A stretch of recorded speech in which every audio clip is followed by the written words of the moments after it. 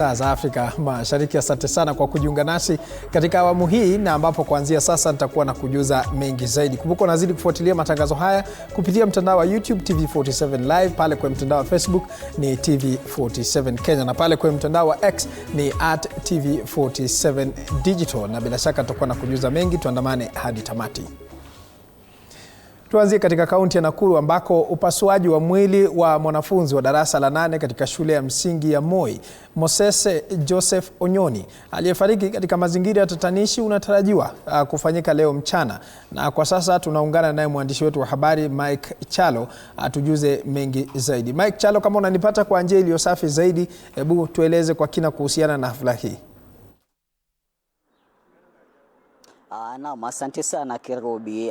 Tunakujia mbashara kutoka makafani ya hospitali ya Nakuru PGH, ambapo muda mfupi kutoka sasa upasuaji wa mwanafunzi Moses Joseph Onyoni, mwanafunzi mwenye umri wa miaka 14 wa shule ya msingi ya Moi aliyefariki jana asubuhi, unatarajiwa kufanyika. Kumbuka mpaka sasa mazingira yanayozunguka kifo chake hayajabainika, manake baadhi ya walimu waliweza kusema kuwa mwanafunzi huyo aliweza kuzimia na kuanguka jana kabla ya kufikishwa hospitalini, na baadaye basi alipofikishwa hospitalini usimamizi wa hospitali ya PGH ukaweza kumkataa mwanafunzi yule, ukidai kuwa alikuwa amefariki tayari wakati wa kufikishwa hapa. Kwa hiyo mchana wa leo mwanapatholojia wa serikali na mzungumzia Titus Ngulungu anatarajiwa kufanya upasuaji wa mwanafunzi huyo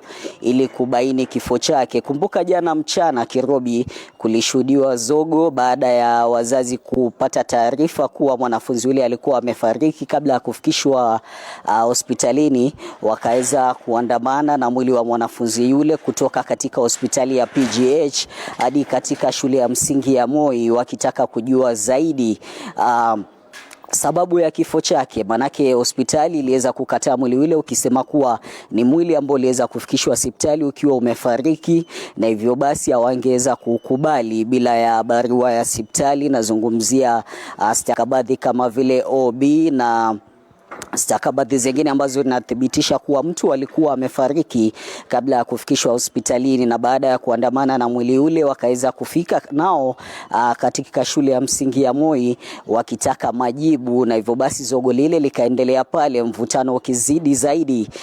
Na baadaye basi kukawa na mazungumzo baina ya maafisa wa polisi, viongozi wa elimu, wazazi wale ambao pia walijumuisha baadhi ya wazazi kutoka eneo la Ngata, sawa na usimamizi wa shule yule. Wakaweza basi kubaliana kuwa ukweli zaidi utakuwa unabainika mchana wa leo upasuaji utakapokuwa unafanyika. Kirobi, tumekita kambi hapa muda wote kutoka sasa, upasuaji utakuwa unafanyika, na katika taarifa zetu zijazo tuko hapa kuhakikisha mtazamaji wetu apitwi na lolote kuhusiana na yale yote yaliyotukia na kitendawili kikubwa zaidi cha kifo cha mwanafunzi huyu kwa jina Moses Joseph Onyoni wa shule ya msingi ya Moi. Kirobi.